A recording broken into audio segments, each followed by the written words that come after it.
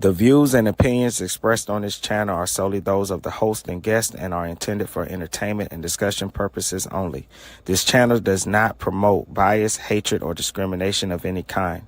All questions posed and thoughts shared are part of a critical thinking exercise and are not meant to offend or judge any individual or group.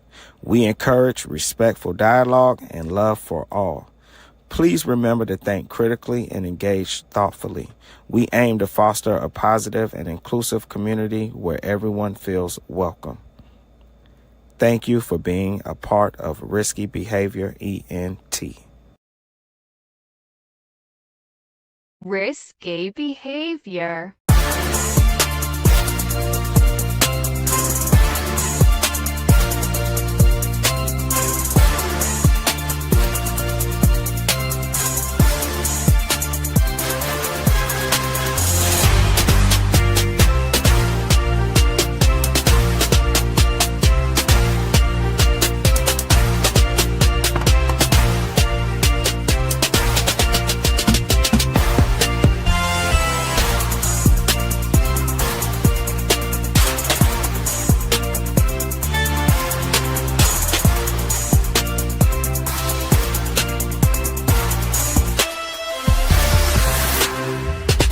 Risky behavior. Yo, what's up? How y'all doing? Welcome back to the show. I can see that right off the bat, I have a typo, so I'm going to correct it. I put hid daughter's friends. Title for today is Bad Dad Drugged His Daughter's Friends.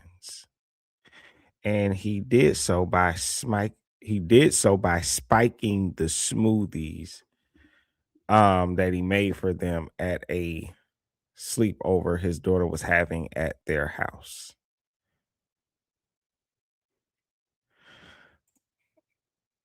What up, Stumble? Yeah. I caught it. I was like, hid his daughter's. I changed the title, then I messed up, man. I appreciate you pointing that out, though. Some people just see something, they don't even say nothing. They just be laughing at you in the quiet and stuff, man. Appreciate that catch. All right. So yeah, y'all heard it. Bad dad drugged his daughter's friends. Revisiting an old case, and the reason that we're revisiting it is because why my phone? The reason this case is from the incident happened in 2023. He was sentenced in 2024. We're revisiting it because one of the parents actually sued this guy and his wife for $2.4 million, and that has been recently settled. And so it's just, the case is jumped back into the spotlight because of that. Let me share my screen so y'all can get a picture of this guy. All right, also share audio. Boom. All right, that's him, Michael Meyden. All right, and I'm gonna do my intro to my show. I want to welcome you all back to Risky Behavior ENT, where I, your host, Mr. Diabolical, pulls back the curtain on the cases that shake communities, expose hidden dangers, and forces us to confront the uncomfortable truth about the people we trust. Today, we're going to revisit a case that should have never happened in the first place because it didn't come from a stranger in the shadows, but from a father inside his own home. In August of 2023, Michael Meyden drugged smoothies he made for his daughter's friends during a sleepover. A place that should have been safe became a crime scene. And now, after a $2.4 million lawsuit has been settled, this case is back in the spotlight, not because justice suddenly feels complete, but because the trauma doesn't disappear when the check clears. This is Risky Behavior ENT. And today we're talking about betrayal, accountability, and the hard truth every parent needs to hear. I want to remind you as you come into the building, if you could please thumbs up the video, like it, put me in the algorithm, be most appreciated. Let's revisit some old news clip. Well, it ain't really old, it's just a couple of years ago, but Now to a disturbing story out of Lake Oswego this morning, where a father is accused of drugging three 12-year-old girls at his home during his daughter's sleepover. Fox's Bonnie Silkman is joining us now in studio after looking over court documents. Bonnie, good morning. Good morning. That's right. A father in Lake Oswego, 57-year-old Michael Meyden, turned himself in this week after being accused of... My bad, y'all. I'm going to rewind it because I was checking, making sure the audio was coming through. So y'all probably heard y'all probably heard it. Like, why am I hearing it twice? Now to a disturbing story out of Lake Oswego this morning, where a father is accused of drugging three 12-year-old girls at his home during his daughter's sleepover. Fox's Bonnie Silkman is joining us now in studio after looking over court documents. Bonnie, good morning. Good morning. That's right. A father in Lake Oswego, 57-year-old Michael Meyden, turned himself in this week after being accused of lacing mango smoothies with a drug that's usually used to treat insomnia and panic attacks, and then giving those drinks to three 12-year-old girls at his daughter's sleepover. According to court documents, this all happened in August of last year in Meyden's Lake Oswego home. He's accused of putting the drug benzodiazepine into those smoothies. Court documents say the girls reported feeling groggy, some of them even blacking out. The documents also say that Meyden made repeated visits to the basement where the girls were sleeping, watching them sleep, and at one point even holding his finger under one girl's nose and waving his hand in front of her face to see if she was asleep. Now, one of those girls, according to court documents, managed to stay awake. She texted her mother just before 2 a.m. saying, quote, "Mom, please pick me up and say I had a family emergency. I don't feel safe. I might not respond, but please come get me. Please, please pick up. Please, please." The documents also say that she then contacted a family friend who picked her up and took her home to wake her parents. And around 3 a.m., two of the other parents of the girls went to the house to get them. Documents say Meyden resisted letting those parents inside at first, telling the parents the girls were asleep. Meyden finally let the parents in, and the girls were taken home. All three girls did test positive for that drug. Meyden, meanwhile, pleaded not guilty yesterday. He is facing charges including causing another person to ingest a controlled substance. And according to those court documents, he lives in Vancouver and did pay his bail. We'll keep a close eye on this developing case. Mia and Kim, back to you. I want to say shout out to those parents, man. That is one thing that as a parent, be by the phone. Be cautious, be aware, and I don't care what excuse your child gives you. Oh, I stubbed my toe. I'm coming to get you. Shout out to those parents for that, man. Always, anytime your child feels uncomfortable. And here's the thing, and I'm saying anytime your child feels uncomfortable, it could be that they just, nothing bad could have happened. They could just feel uncomfortable sleeping under somebody else's roof. I know there's a lot of people like that. I know I was like that as a child. It was times I attempted to do a sleepover when I was younger, and I just did not like the idea of sleeping in someone else's house. Nobody touched me. Nobody for damn sure drugged me or anything like that. I was treated nicely and with kind and love. And you know what? I still just could not do it. And anytime I would call my mom, she'd come pick me up. Yo, what up, man? I got my brother, the Prince of Petty, in the building, man. What up, brother, man? He said, preterizing at baby girl sleepover, man. That's wild. Yeah, man. Sick father. Sick father, man.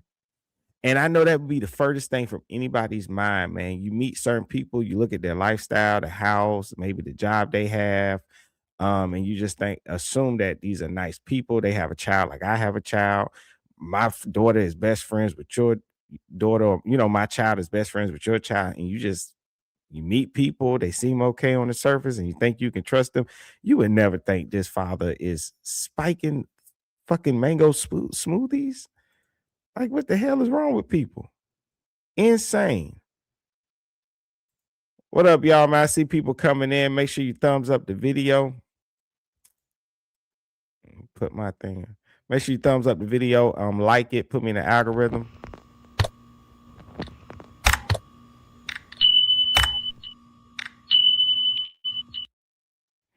All right, another news clip from that time. Well, a 12-year-old went to a sleepover at a friend's house, and that friend's father drugged her. An Oregon judge sentenced 57-year-old Michael Meyden to 2 years in prison for that crime Monday. He admitted to giving 3 12-year-old girls sedatives that include Valium and Xanax. Meyden says he put them in mango smoothies to make the girls stay asleep so they wouldn't sneak out of the house. One of them managed to stay awake and contacted a family friend to pick her up at around 2 a.m. That person then contacted the other girl's parents, and they got their daughters out at about 3 a.m. Those parents and the girls told the judge the sentence was too light. I've cried and I have raged, all while doing my best to wrap my daughter in all the love and support I can possibly to help her heal what you look at. Investigators were unable to find a motive for the druggings. Meyden pleaded guilty. I deserve that speculation, but I have to tell everybody here, I was truly worried about them. I just wanted them to go to bed, and I wanted to go to bed knowing that they were in their bed. You hear that excuse? That was his excuse in the trial. Why did you drug the little girls? Oh, because I didn't want them to sneak out of the house. I just wanted to make sure they were asleep. Dude, he didn't touch them or anything like that. But let's just be honest, dog. You were working your way up to it. Okay. Talk A about lot of all people her do that. feelings. My bad. My damn thing just glitched. I feel like this guy was drugging those girls because I feel like he was working his way up to doing something worse. A lot of times these sickos, these people, serial killers, they do little small stuff. They work their way up to it. You know, they don't just jump into the deep end. So this excuse he was given in court was that he drugged the girls because he wanted to make sure that they went to sleep and then sneak out the house. Like, what kind of shit is that? I'm pretty sure a lot of parents do sleepovers and their child has their friends come over and sleep at the house. They don't go, oh, well, how do I keep them in the house and they don't sneak out? Oh, I know, I'll drug them. Like, the hell is wrong with that guy? All right, this article from Law and Crime. Shout out to Law and Crime Network because I watch a lot of their content and read a lot of their content. The article is Mom, Please Pick Me Up. Preteen drugged with smoothies by friend's dad during sleepover settles lawsuit against rotten old man. And that's him. And, you know, he got to put the crybaby face on. Looking pitiful. A 58-year-old father in Oregon who drugged a group of preteen girls by serving fruit smoothies laced with prescription sedative to his 12-year-old daughter and her friends during the sleepover party has resolved a multi-million-dollar legal battle over the disturbing incident. Clackamas County records, I guess I said that right. Records indicate that Michael Meyden and his ex-wife last month reached a settlement in a civil lawsuit filed by the father of one of the victims. The monetary amount of the settlement was not disclosed in court records, but future proceedings in the case have been canceled. The suit was filed in November of 2024 and sought $2.4 million based on claims of intentional infliction of emotional distress, negligence, and battery. Earlier that year, Meyden pleaded guilty to 3 felony counts of causing another person to ingest a controlled substance in connection with the drugging. Circuit Court Judge Ann Leninger in June 2024 sentenced Meyden to serve 2 years in a state correctional facility. Y'all let me know if y'all think 2 years is enough for what this sick ass dude did. Y'all let me know. Shout out President Petty says Law and Crime be on point. Yes, they do, man. It's like a one-stop shop for everything. It really, really is. Yeah, that's his date great face. President Petty said that's his date great face. He looked like he did it. Oh yeah, he did it for sure. He did it for sure. Oh my God. Michael Meyden out of Oregon was one that should make every parent's skin. Michael Meyden. Welcome to Crime Fix. I'm Anjanette Levy. The case of Michael Meyden out of Oregon was one that should make every parent's skin crawl. Meyden is in the last part of a 2-year prison sentence after he admitted to spiking smoothies that he served to his daughter's friends at a sleepover that he had arranged for them in the summer of 2023. These girls were like 12 years old at the time. And after he was sentenced, the father of one of the victims filed a $2.4 million lawsuit on his daughter's behalf against Meyden and his wife. And there's news now about that lawsuit. Very big news. I'll get to that in just a moment. But first, just a recap of this case. What happened was beyond creepy. Meyden, an architect, $1 million home, admitted to priming these girls by arranging activities for the sleepover. Meyden took the girls to get their nails done. He ordered pizza for them and then dictated everything they did once they returned to his home. A search warrant affidavit said that Meyden mixed mango smoothies for the 4 girls. Each had a different colored straw. And then he insisted that the girls drink the entire smoothie. But one of the girls, she knew that something was not right. She trusted her gut.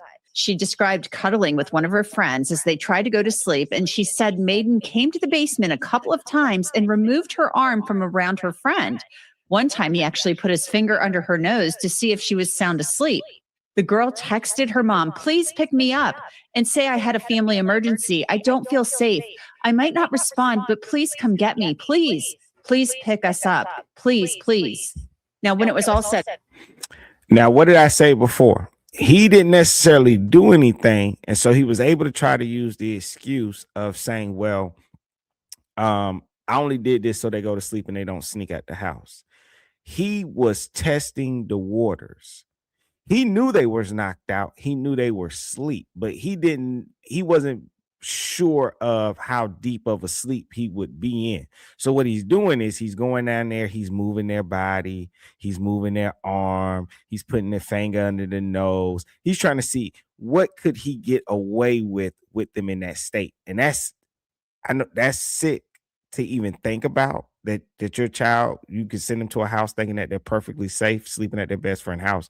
But that's what that guy was doing. He was testing the waters and shout out to that little girl. Had that little girl not caught that and felt that and hurried up and sent out a message, if this would have continued, or they would have continued to be doing sleepovers at his house, he would have eventually worked his way up to doing way worse than what he already did. Said and done, the girls tested positive for a drug called temazepam. Temazepam is a drug used to treat insomnia. It even comes with warnings that it can cause life-threatening breathing problems or sedation. I spoke with Dr. Mark LeBeau, a retired toxicologist with the FBI back in 2024, about the drug and this case. Yeah, it's very disturbing, actually, because, we're not really sure what the intent was. Why was he trying to drug these young? What was the ultimate goal here? Was it to try to sexually assault them, or was it more of an experiment that he was doing to figure out the right dose to knock somebody? Look, benzodiazepines in general, particularly temazepam, is not a medication that you typically would prescribe to a minor. So to take an adult dose, assuming an adult dose of benzodiazepine, and give it to a child where you know nothing about their medical condition, you know nothing about other medications that they may be prescribed and how those medications may interact with the temazepam, it's a risky venture that was taken here. Now, Michael Meyden, he is very fortunate that one of these girls didn't go into a coma or even worse. The girls spoke when Meyden was sentenced in June of 2024. He was sentenced to just 24 months in prison. 3 of my best friends. Knowing how I felt that night, I'm certain that it was not the first time Mr. Meyden drugged me, but it is the first time that he was caught. I felt similar effects from past experiences, and now I know why. Mr. Meyden encouraged his daughter to have friends over for sleepovers.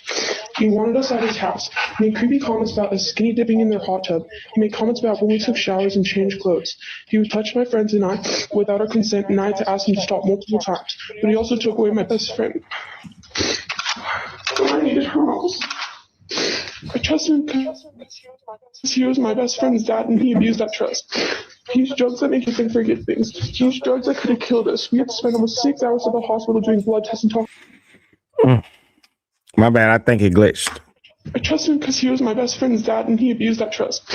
He used drugs that make you fall asleep and forget things. He used drugs that could have killed us. We had to spend almost 6 hours at the hospital doing blood tests and talking to police. And as a 12-year-old kid, trust me, that scared me. I've altered the girl's voice to protect her identity. That girl said that she even blamed herself for all of this. For the longest time, I thought that maybe it was my fault that this happened to me. Maybe it's my fault that he drugged me. Maybe it's my fault my friends are suffering because of me. But then I slowly began to realize it's not my fault. It's his. It damn sure is his fault. I wonder what it be in the mind of victims that, you know, I always wondered about that. Why do people tend to blame themselves? And I'm not trying to be petty or stupid, man, but if you look at this guy, even his lawyers look like perverts. I'm just saying. And I or my friends should not feel any blame for any of this. Michael Meyden, look at me. You are horrible. You are a rotten old man who did this to children. I don't know what your motive was, whether it was rape or anything. But for the longest time, you've made me scared of old men that probably think like you. I am disgusted by the look of your face and your actions and all of that you've done. I can't believe the low sentence you're getting for this. You are horrible, and I will always hate you for what you've done. And one of the mothers of the girls was also very angry. She said that 24-month prison sentence was a gift. You assumed she had nothing in her system, and if she did, the interaction of those benzodiazepines with the amount you gave her, she'd be dead. Dead children. You could have killed her. First off, I want to wish you Merry Christmas. There's always jokes or store sales about Christmas in July, but for you, Christmas is here in June. You've been given a gift of a plea deal. This gift was given to you because you got lucky you didn't kill my child with the amount of temazepam you gave her. And this gift was given not because you earned it or deserved it, but because the system's so overworked and overwhelmed that it determined that 24 months was the best that it could do.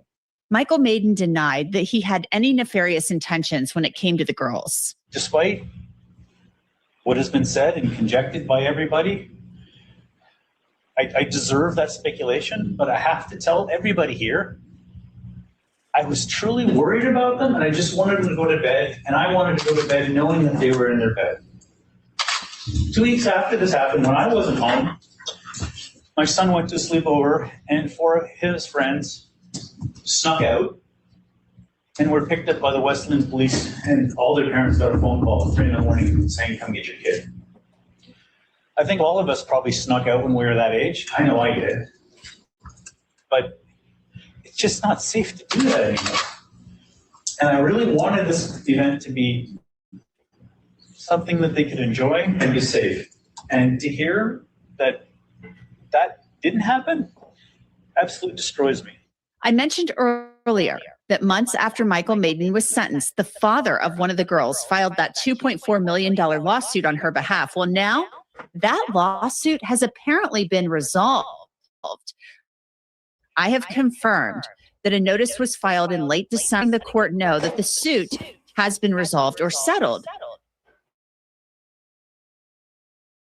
But the amount of that settlement has... I want to bring in Sherry Botwin. She's a licensed therapist, and guess what? She is also an author. You've got to check out this book. It's entitled Author of Stolen Childhoods, Thriving After Abuse. So I'm very excited to speak with her. Sherry, I'm sorry we have to talk about a topic such as kids being abused, but I want to get your thoughts on this. You know, and my thing is too with the whole plea deal, and you hear his little stupid ass speech he gave is you get a plea deal and then you still get to get up there and lie. And that's why the plea deals are so unfair to the family, you know.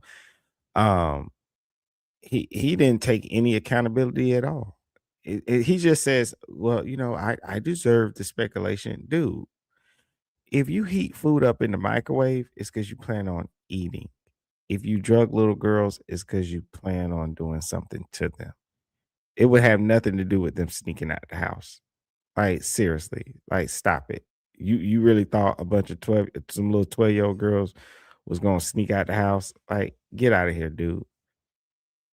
If anything, you just set the alarm system on your house, you know what I'm saying, to go off. I mean, like, it's like, come on. He just that's why I think it's so unfair. It's like a double slap in the it's a triple slap in the face. The first slap, he did what he did, drugging the girl. Second slap, he gets a plea deal and a light 2-year sentence. And then the third slap, he gets to stand up there and truly doesn't take any accountability. And so in 2 years, he'll be out moving on with his life. He'll move somewhere else where nobody knows him really. And I don't know if he'll have to register or anything, but he'll move on with his life. These little girls, they're gonna have to deal with that for the rest of their life. He'll be fine. This young girl, all of the kids actually involved in this sleepover that Michael Meyden is now serving time for are traumatized. But this lawsuit is settled. The initial lawsuit was filed for $2.4 million. It likely settled for less than that, I'm assuming. What are your thoughts on the suit settling? Are you surprised by that? I don't know if I'm surprised that the suit settled, but I really wonder what the family feels about the settlement and if it's providing them with any feelings of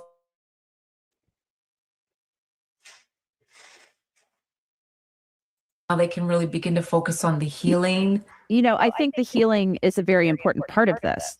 So how does one go about healing from something like this? It's such an awful type of crime because it's not even just about the fact that he put drugs in these teenagers and they could have died. It's the loss of control, the loss of trust in people, the hypervigilance, the not being to have access to all the memory because of the type of drug that was put in their bodies. It's a multifaceted process. And I know that these teenagers, they were 12 at the time. I don't know if they're maybe 14 now, but that's a whole nother issue too, because of their age. Healing from something like this when you're a young teenager, that is something that takes place over the course of time because as teenagers get older and their brains begin to develop more, then they have to go back and look at what happened to them, but with almost like a new set of eyes and more insight and understanding. And that can create a lot of PTSD, depression, anxiety. This is a lifelong for the rest of their lives. Mm-hmm. I think they will be dealing with it for the rest of their lives. And I'm not sure how you get the trust back. I mean, looking at this case and many others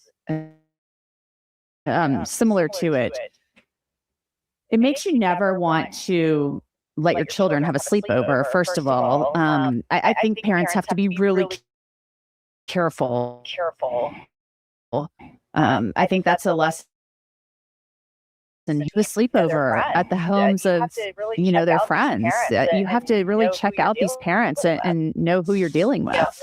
Yeah, one of the aspects of the story that stood out to me that I am focused on is the one young girl was talking in your last clip about this, that she had like a gut instinct that she knew something wasn't right. So when it comes to how do you rebuild trust in other people, how do we as parents let our teenagers or kids go off in the world, and whether it's a sleepover, going to a party, going anywhere, how do you do that after you've been in a situation where you've been taken advantage of and really hurt in such a horrific way?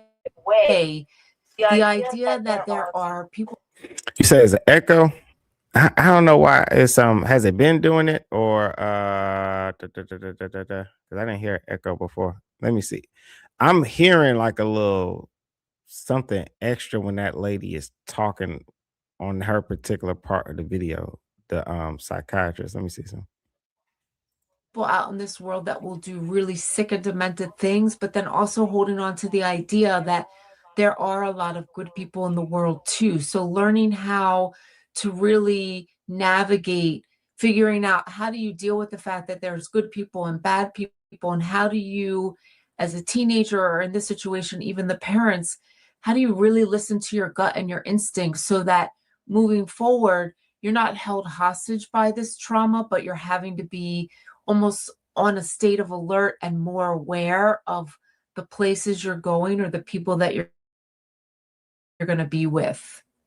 The part about this, it's so horrific, and thank goodness these girls were not abused physically, like whatever did not physical contact did not happen. However, I don't know what to happen, but we know that they were drugged. And why anybody would ever think of doing, I mean, it's so despicable that you would put these medications in smoothies and then it's like you're plying these girls, like getting them, their nails done, getting them, a meal.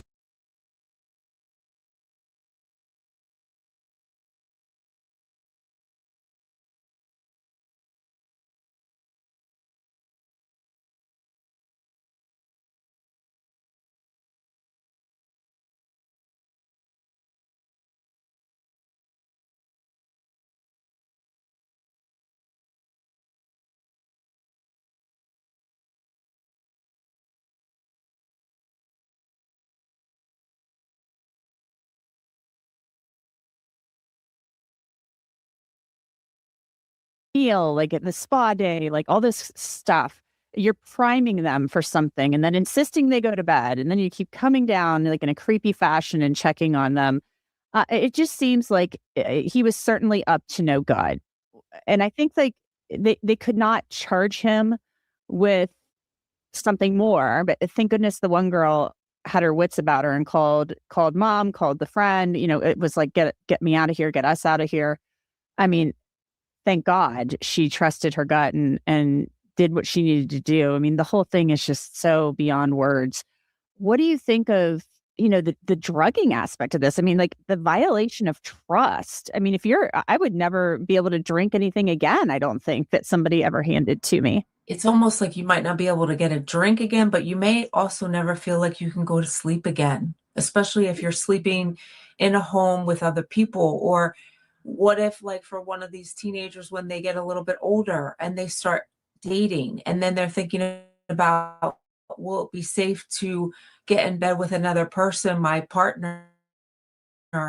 It's such a multi-layer type of trauma. And the thing I'm going to tell you is I work with a lot of survivors who have been drugged or have been drugged and assaulted. And many of them will say to me, the worst part for me was not the actual assault. It was being put in a situation where I couldn't fight back, where I didn't have any control over what was going on in my body, where I don't even have access to memory. So I can't even really talk about what happened to me because I don't really know what happened to me. So I feel like this particular perpetrator, criminal, he has the profile of someone who would be abusing children. And one of the things that the teenagers and that the young woman in this lawsuit, she has to come to terms with is, what was his motive? Why was he drugging them? Was his intent to at some point assault them? And I think it's important to keep in mind too, when you're put in a position where you're incapacitated, even if nobody lays a hand on you, that is such a form of violation, and it can feel like a personal and physical assault, even if nothing was actually done to you, because you're not able to function, you're not able to move, and you're not able to stay awake. One of these girls said during the sentencing that her life had become a living hell. One of the girls at the time weighed 70 pounds. I mean, these girls, they could have died. and I'm not overstating that. What's up, man? Big Strick says it seems like, and he might have. This is why he got the plea deal. Also, the lady in the glasses needs to calm down. The assault wasn't the worst part. Yeah, I think the assault is definitely going to be one of the worst parts. I guess she's just trying to she's just trying to, I guess, trying to break it down another way of thinking it, I guess. I would think the assault would be the worst part. Then you would couple that with the fact that you couldn't fight back. You was left feeling powerless. But the assault, I don't think she's trying to, but it does sound dismissive. You know what I'm saying? So yeah, I feel what you're saying. Like it seems dismissive to what was actually done.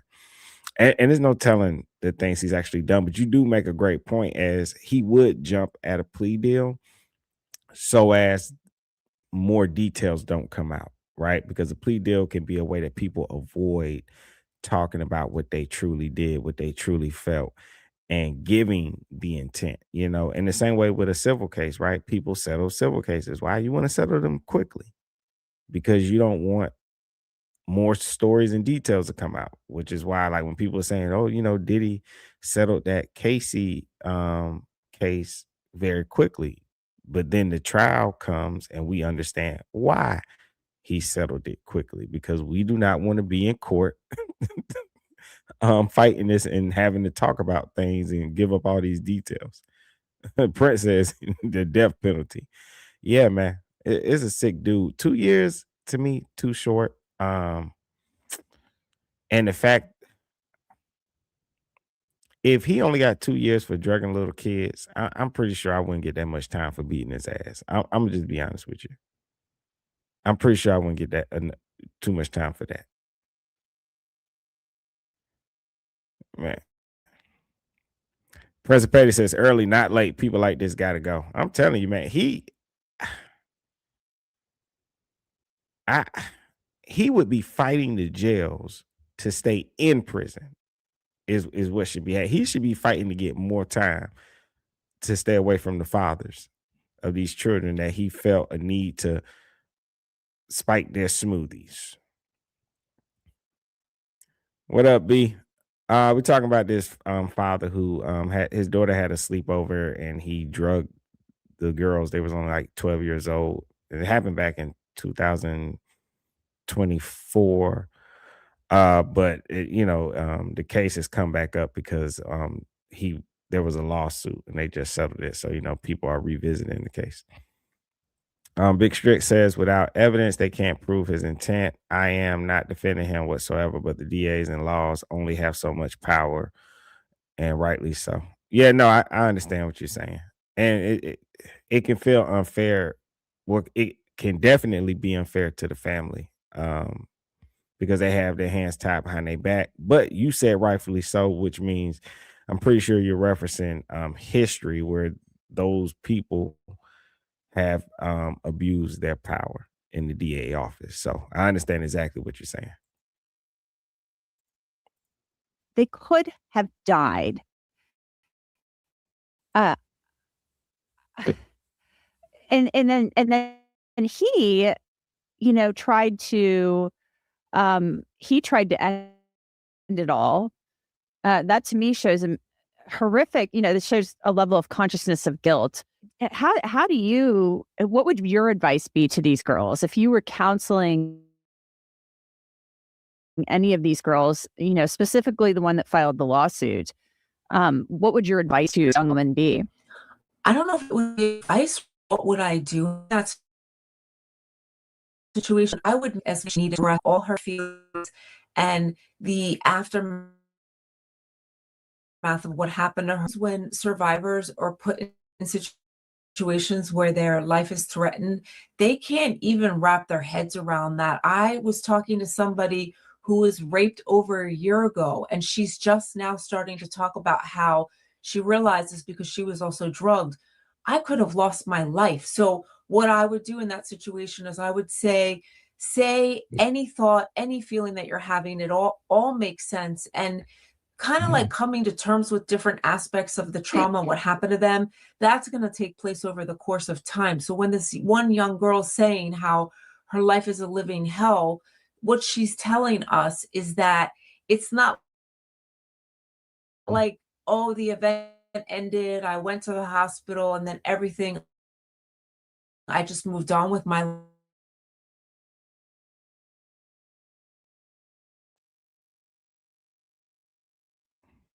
All right, Big Strick said what was the official charges? I'm looking up. His original charges were more serious, multiple felony counts, including causing another person to ingest a controlled substance, an additional related charge tied to drugging minors. He initially pleaded not guilty. After the plea deal, they reduced it to 3 felony. But he did so he pleaded guilty to 3 felony counts of causing another person to ingest a controlled substance. So I guess the additional charges related to that they took down. And so he got 2 years in prison and then 3 years post-prison supervision, which I don't know how they're going to supervise him. They ain't going to follow him around. He's probably going to have to, I don't know. I don't know. Slap on the wrist. Slap on the wrist. That's what he got. Yeah.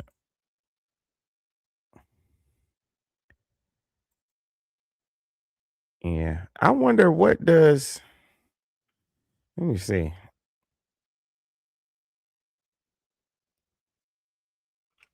How much time does a person get for drugging a minor?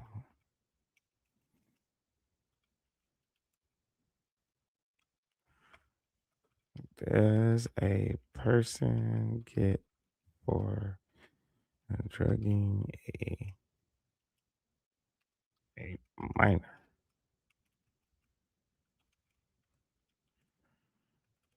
Well, that's probably gonna be different state to state.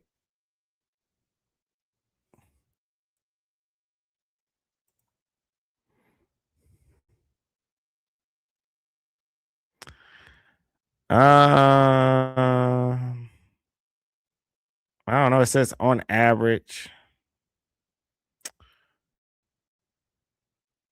usually falls under a felony, causing a categories such as causing a person to ingest a controlled substance, child endangerment, delivery of a controlled substance to a minor, administering drugs to facilitate a crime.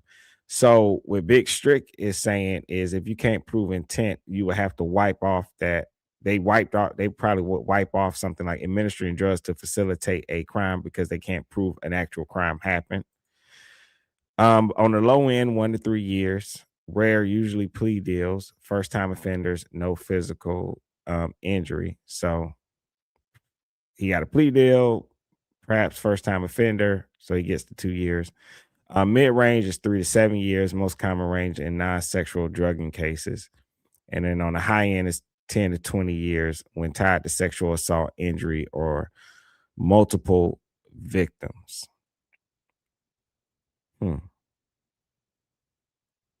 I still think he got a hell of a deal, even without that, because he had more than one victim. So, yeah, but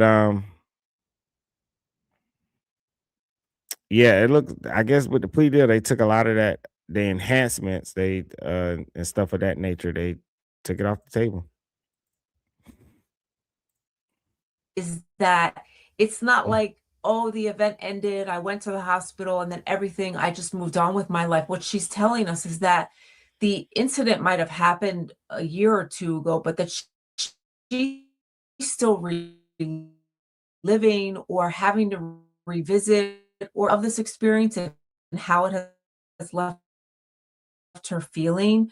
So it's really more about explaining to teenagers or survivors, this is a process that we are going to go very slowly, take time, whole feeling, normal and make sense, and just really let them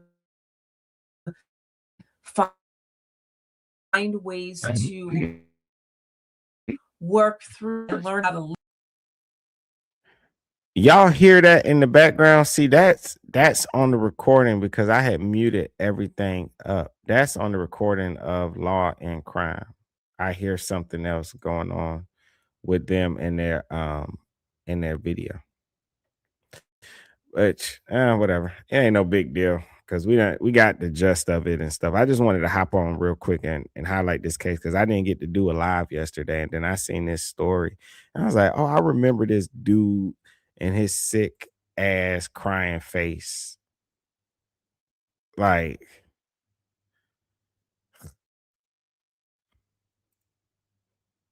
I'm gonna close all that out because I already got the video.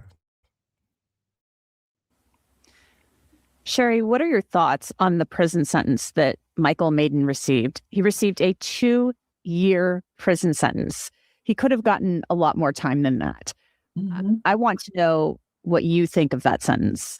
I mean, one of the questions I had when I read 2 years was, this is not like attempted murder, or there's no charge here because you're doing something that could put someone else's life in danger.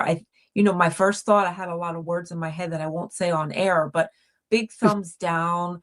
It feels like an injustice to these teenagers. It feels like a slap on the wrist. And I'm also wondering, was he mandated to any type of predator, perpetrator like therapy? He might not have, again, done anything to them sexually, but to me, what it sounds like is he did assault them. He just did it in a really disgusting and sick way by putting these drugs in their bodies. I think to myself, I don't know how the families and the teenagers are coming to terms with the fact that if he was sentenced to 2 years, isn't he going to be out in a year from now? It seems really awful to me, and just getting 2 years for drugging young girls. I'm flabbergasted by that. It just seems like it doesn't seem like enough time to me. Yeah, one of the things I was thinking about when I was reading about the story, I'm thinking about the impact, right? I'm thinking about the medical trauma in and of itself. And so what happens when one of these teenagers need to go to surgery? What happens when they need to go to a doctor and the doctor says, I'm going to prescribe this medicine?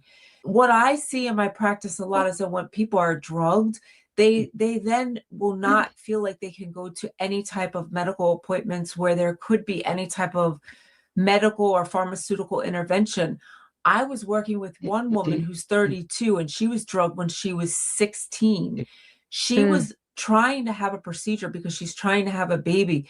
They couldn't put her under anesthesia because she started to have a panic attack and she wasn't able to breathe. And what we learned in therapy after that happened was the idea of being put under was so triggering for her because she had been drugged as a teenager. That's the stuff I'm thinking about when I think about these teenagers, different life events. And as time goes on, how are they going to be able to do the things that they need to do to take care of themselves after something like this happened?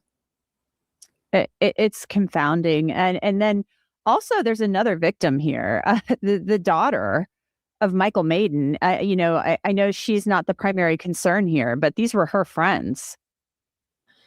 And you know what? If I were sitting in therapy with her, I wouldn't literally, but I would want to wrap my arms around her and say, how do you come to terms with the fact that your own parent did that to your friends, that betrayal, that it's disgusting, the distrust. It sounds awful. And you know this from covering stories. Sometimes when family members or somebody in the family is accused of whatever crime, somehow everybody in the family becomes a criminal. So I wonder for her, what are her peers saying? She's not the one that did anything. It's not her fault that her dad decided to do something so horrific. So that's a whole nother trauma in itself. No doubt. It's horrific. And he's going to be out of prison in June of 2026. That's not that far off. So we'll see what happens after he's released. Sherry Botwin, licensed therapist and author, thank you so much for joining me. I appreciate it. Oh, thank you for having me.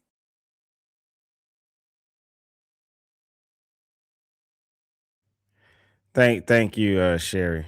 Sherry, for all the things you said. What that dude did was just, uh, the Prince said he looked like a virgin biology teacher. Prince, I agree, but karma will eventually come for the dude as it is. He'll be a shut in for the rest of his life. One can hope. I think he's gonna move somewhere and just blend in. Honestly. He said like an extra from Big Bang Theory. That was when I seen it coming.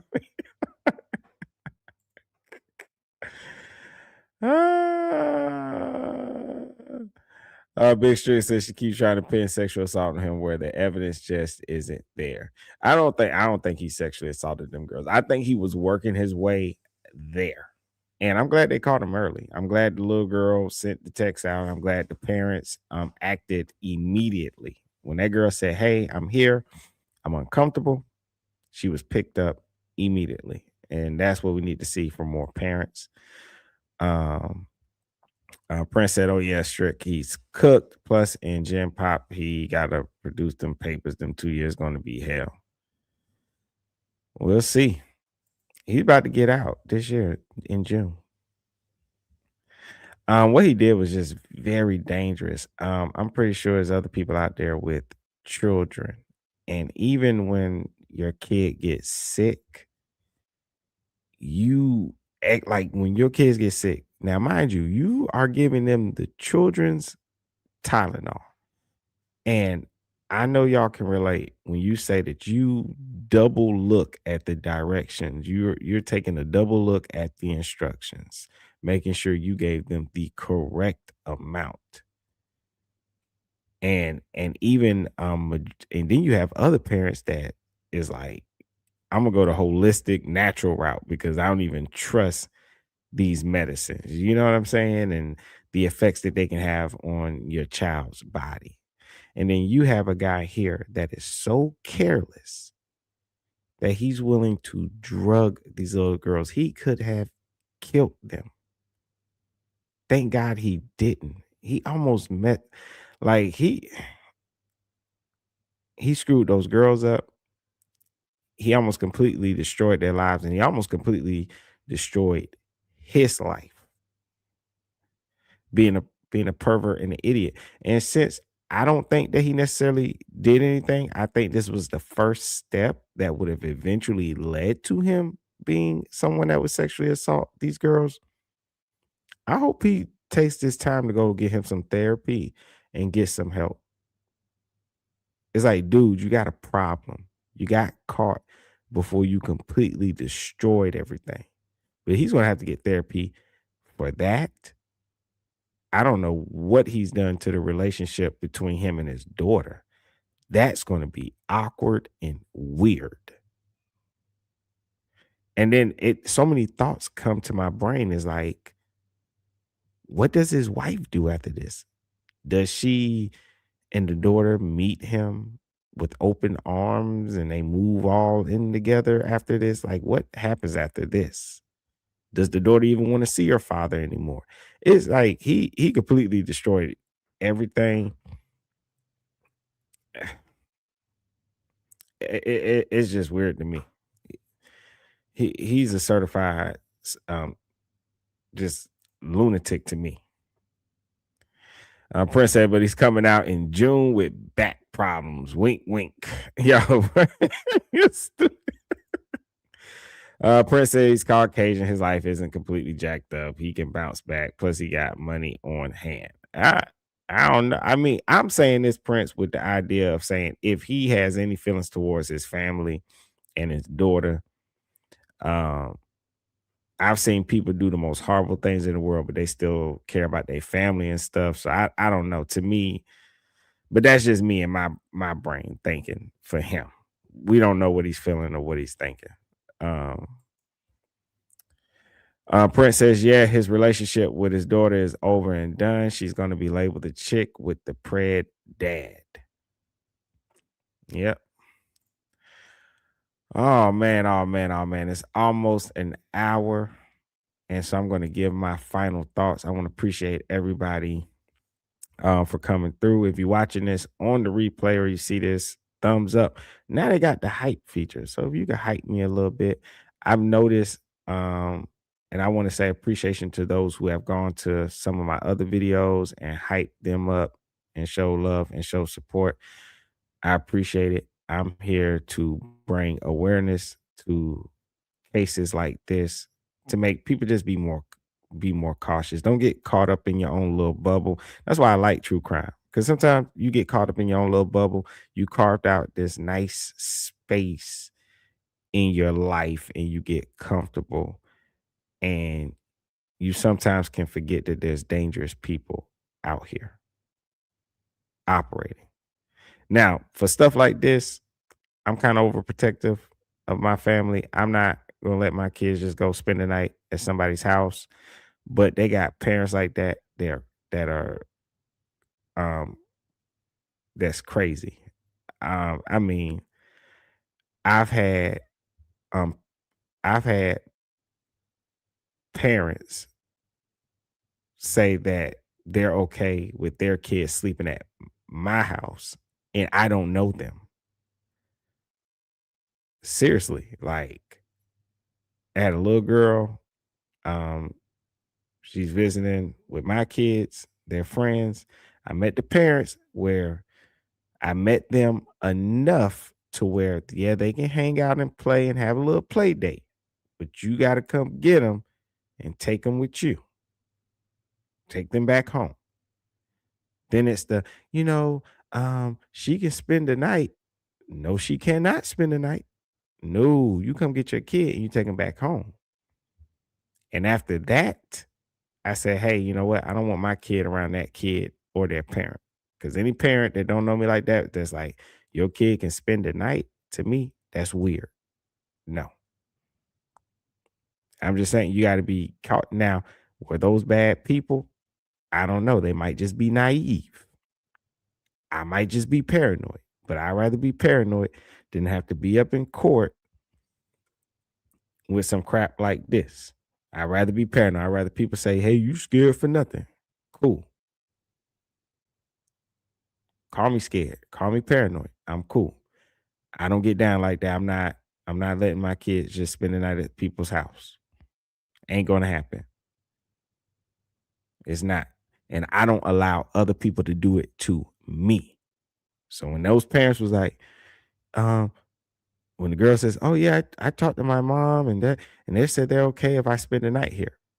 I don't give a fuck what they said. I'm not okay with you spending the night here. You're not gonna spend, because I don't teach bad behavior. I know I'm cool. I know I'm good, but I don't teach children bad behavior. That's like when you just letting your kids spend the night at other people's houses, that's the same bad behavior that's going to carry over when your kids go out one night and they meet somebody and they just go home with anybody. That's that bad behavior. You're teaching that to them. You've raised them to just sleep at strangers' houses. So when they get older and they just go home with some girl or some guy that they met at the club, you shouldn't be shocked because you taught them the bad behavior. So for me, I won't allow other parents for their kids to spend a night at my house. I won't do it. I'm not going to teach them that. I never forget. They moved recently, but when I used to leave my house, they had this little boy, he's like 5 years old, and he would always be playing outside. When I come home from the store or whatever I'm doing, he would run to the end of the driveway and be waving at me. You know what I do? I never wave back. I go out to my car. I'm getting some stuff out of my car, and I'm going to the mailbox, checking the mail. You know how it is. You come home, you rush in the house, and you're like, oh, I forgot something. You go in the car. He runs to the edge of the driveway again, looking at me and waving. I never wave back. Now, he might think I'm mean. He might think I'm an asshole. Cool. I want you to think that. I'm not going to teach you bad behavior. I'm not going to go along and teach you to wave and run up to strangers. No.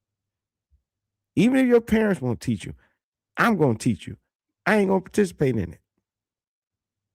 Not going to do it. Shout out Prince of Petty says that bubble is dangerous. I don't let my daughters go anywhere to sleep except their beds. And when they do, my wife have them call me to approve it. Prince says I'm scared and paranoid for a reason. These preds are everywhere. I literally just got a notification from predator poachers about to go live and catch someone. I'm telling you, these people are out here. Don't let nobody make you think you crazy. And so what? If I want to be crazy and paranoid about my kids, cool. Who cares? I got a friend of mine, and she don't let her kids go nowhere. She don't even let them go to public school because of all the crazy things going on in public school. She homeschool them. Her kids are with her all the time. That's what her and her husband do. She don't let them go to school or nothing. And that's cool. I think that's perfect. So why other people are like, where's my kid? She know what her kid is. Man. Let me go. Okay, let's see. I wrote it down. I have to get my thoughts together. All right. Now, revisiting this case reminds us of something society still struggles to accept. As far as the lawsuit, I get it. Cool. That's what that parent felt like they needed to do, but money is not closure. A settlement can acknowledge harm, but it cannot erase the fear, the violation, or the lifelong impact of being drugged by someone you trusted. Emotional wounds don't follow legal timelines, and they don't heal on payout schedules. There's also a deeper criticism that needs to be said out loud. Too many adults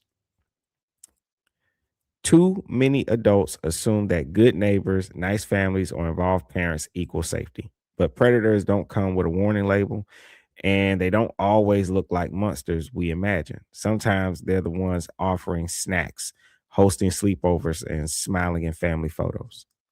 Parents, this is your cautionary tale. Be intentional about where your children go. Ask questions, verify, drop in unexpectedly. Trust your instincts even when it feels awkward. A sleepover is not a rite of passage, it's a risk assessment. And your child's safety is worth being the overprotective parent every single time. As for the system, the community, and the culture around cases like this, we have to stop treating settlements as the end of the story. They're not. They're a reminder of what we lost, not a replacement for it. I want to let you know to stay alert, stay aware, and remember, Risky Behavior ENT isn't here to sensationalize tragedy. We're here to expose the patterns, challenge the complacency, and make sure stories like this are never forgotten. Okay. Oh, man. And shout out my brother Prince Petty says, I tell everybody to homeschool too. And Prince says, I'll pull up at a sleepover like at 12 a.m. They ain't sleep. I'm just checking in. Hey, man, I'm telling you, bro. I'm telling you. Look, and I'm telling you, bro, it's with anybody. The only time my daughter went to do a sleepover, this was a long time ago. It was at my aunt's house. But I'm saying my aunt, me and my aunt only 15 months apart. We grew up like brother and sister and everything. And her husband, well, my uncle's there, police department or sheriffs, right? And nothing was wrong and stuff. She's just very pampered at the house, and she's got all her stuff. And she was just like, yeah, I'd rather sleep in my own bed. You know what I did? I got up. What was it? 1:30, 2 in the morning? Went and picked her up. As a parent, you just got to be there. It doesn't matter what the reason is. You stumped your toe? Cool. I'll come get you. The ice, they ain't got no ice. Okay, I'll come get you. They ran out of Coke. I'm coming to pick you up. You know, like, it don't matter. You forgot your toothbrush? I'm coming to pick you up. That's all you gotta be as a parent.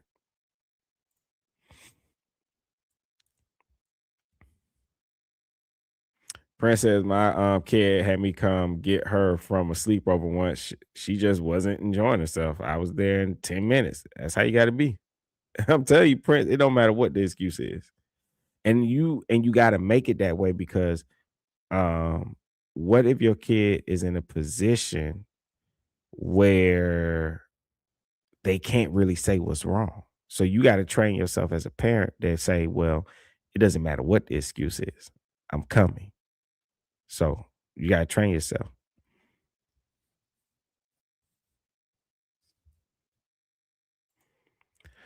What up, Moss? Moss John says just joined. Did this dude do the act as well? They found out he did it in time and called cops.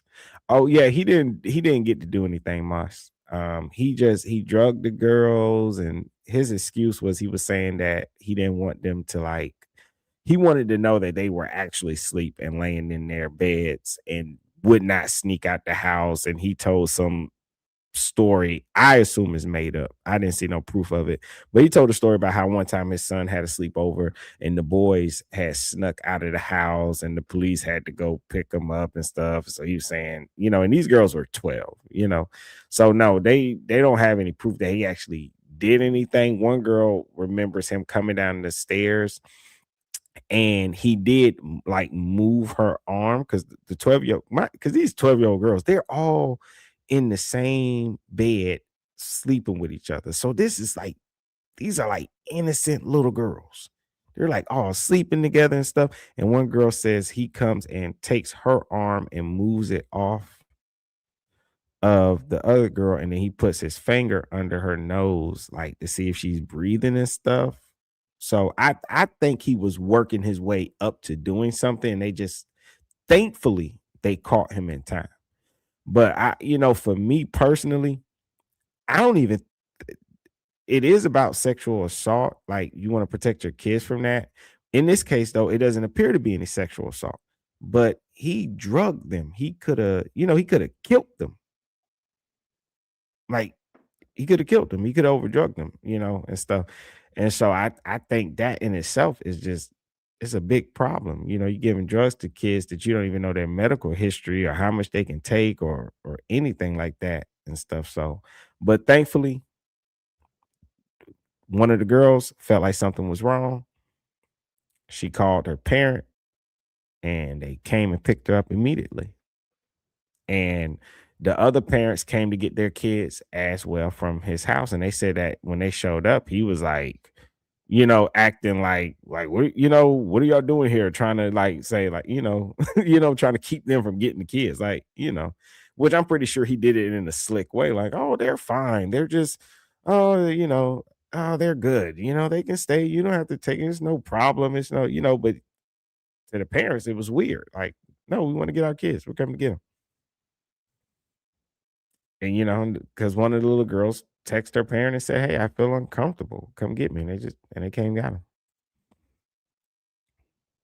Yeah, man. Thank God, Moss, man. Definitely scary, scary, scary stuff.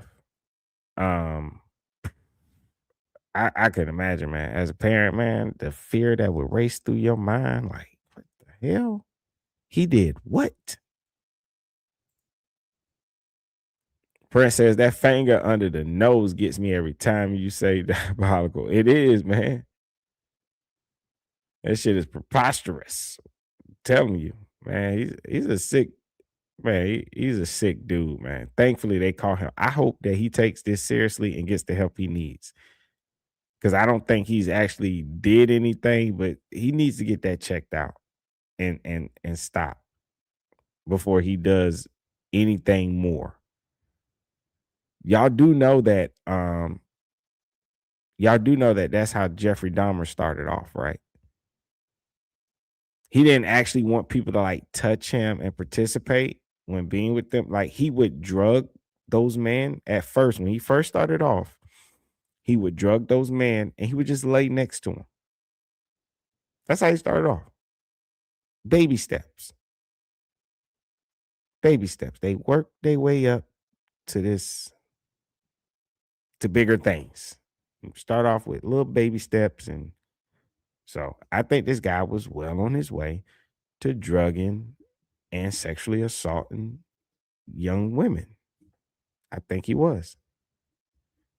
And now that I think about it, if he says that his son and his friends actually snuck out the house and ran away, I must question, was he drugging them too? And maybe that's why they ran away, brother. If you have a fear that all these kids are running away from you and your son and his kids ran away from you, you're probably making children uncomfortable, sir. They probably don't like to be around you. Okay? Seriously.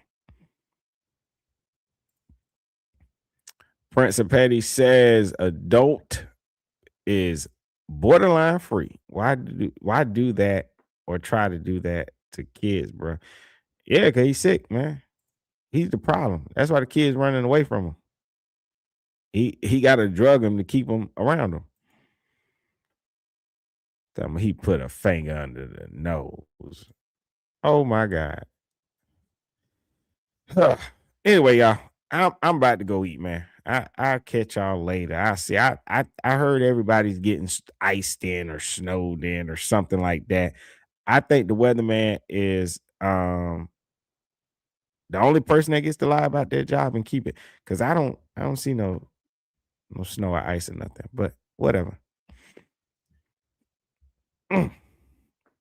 Yeah. I'm about to get off here. I'm about to go eat and I'm about to go work out. I appreciate y'all all. Much love, much appreciation. Thank y'all for coming through, man, and hanging out with me, man. I really appreciate it, man. Oh, Prince said the roads frozen off already. That's cool. Prince, keep them frozen roads, man. Cause I got things I want to do, dog. I got things I want to do. And you know what? It don't even matter for me anyway, because the snow and the ice ain't never scared me no way. I remember when it was snow and stuff everywhere. I was still out there riding around, dog. I know how to drive in some snow and some ice, buddy. The trick is when you hit it, don't do nothing. Just hold the wheel straight. Don't do nothing. Don't hit your brakes. Don't hit your gas. Don't do nothing. Just hold your wheel straight. You'll be all right. You tense up and you jerk or you panic, you're done for. And that's just for anybody that got to ride home or got to go somewhere or do something. Just don't panic. Take it slow. Take your time. Yeah, Prince, they panic, man. They panic and they mess up. Nothing was going to happen. Look, your car is going to turn a little bit. Don't do nothing. Just hold the wheel straight. Your car is going to turn a little bit. Then you're going to hit that, right? And then it's just going to, and then it'll straighten back up. But you do all, you're going to be in the woods somewhere. You're going to be in the woods somewhere. You're going to be one of them people we see in the woods and they car flipped upside down. Don't panic. All right, y'all. This is Risky Behavior ENT. I'm your humble host, Mr. Diabolical himself. This has been another diabolical story that we did. Prince of Petty says he's hydroplaned so many times, never crashed. Same here. I had one of them stick shift, the little Ford. Was it the Wrangler? What was it? What was that little Ford? The little stick shift, the little sport one they had, stick shift. And I'm coming around and I hydroplane. I ain't panic. I just kept the wheel straight. And I went up on the curb and into the grass, but I ain't panic. You know what I did? Threw that baby in reverse, got up out of there, got off that curb, and then I just went on about my business. Don't panic. Even if you go off road, don't panic. You'll be okay. You won't have that much damage. You'll be all right. Truck didn't even turn off or nothing. All right. All right, Prince, man. I don't know, bro. Hit me up if you see any more crazy stories. I got some stuff I want to talk about too, but I probably just do some like short like uploads and stuff like that. I got an interesting upload I'm gonna do about I don't know if I'm mad about this or not. I'm not mad. I know I'm not okay with it, but I don't know if I'm just furious about it or not. But mom had her daughter. I gotta look more into the story, but a mom's in court for having her daughter, I guess, with her participating in her business, she was waxing people, right? And I was like, oh, that's messed up, man. You can't have your daughter. I guess people are making it that way because the world, the world we live in is crazy out there. There's monsters out there. And so to think that a girl is waxing these grown women and seeing their private parts, but I don't think that little girl would look at it that way. But I understand what the law is saying. But I think the mom was just trying to teach her kid a skill set, if you will. But I do disagree with what she. I think she should have knew better. You can't have your daughter up in there waxing grown people. You just can't. You just can't. That might be okay in some other places, but not in America. Yeah, Prince says, yeah, oh yeah, I seen that. That was wild. I think it's an age thing to introduce your kid to stuff. Yeah, I don't have a full opinion on it, Prince, because I don't know the kid's age per se. I just seen it and I looked at it a little bit, but I was busy at the time. And I was like, yeah, the reason this is my problem with it. I think the law is full of shit because I watch a mom go home. Remember, Prince, you did that story where the mom was on heroin. You did 2 stories, 2 moms on heroin in the house with their kids, neglect them, not feed them, and those kids die. And that judge, go home, slap him on the wrist, go home. And then I'm watching women, they finally get in trouble, but it's for like little stuff. It's like they go home for murder but get locked up for, like the lady got locked up for putting her kid lying and putting her kid in a school that the kid wasn't supposed to be at. It just boggles my mind that you get like, we live in a society where you get less time for murdering a kid. Like, it is insane to me. And that's what I can't wrap my brain around. That's the part that bothers me.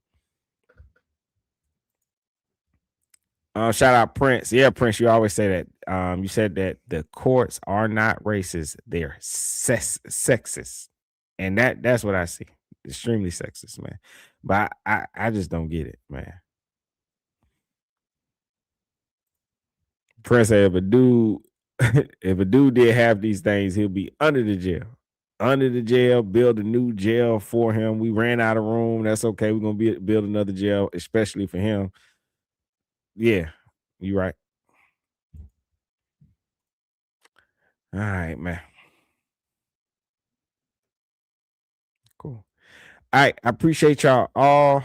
I know I keep saying I'm gonna go, man. I hate goodbyes. I love being on here with y'all. But please, if you're watching this on the replay, thumbs up, hype, and share the video.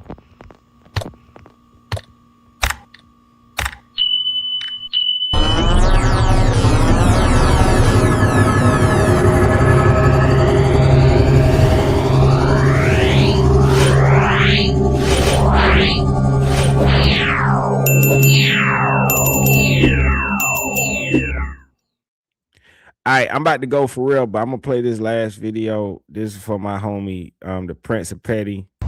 Fuck you. Fuck you. Fuck you too. Fuck you too. I'll never be one of you motherfucking.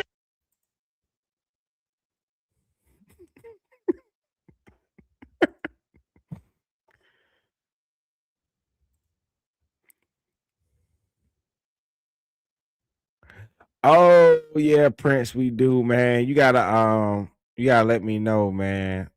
I know it's been crazy with the new year and everything, man. And all right, yeah, we gotta do that. Says you want a dad for Christmas. I remember that too. I told you that's his favorite video, man. Crying, laughing emojis. Told you.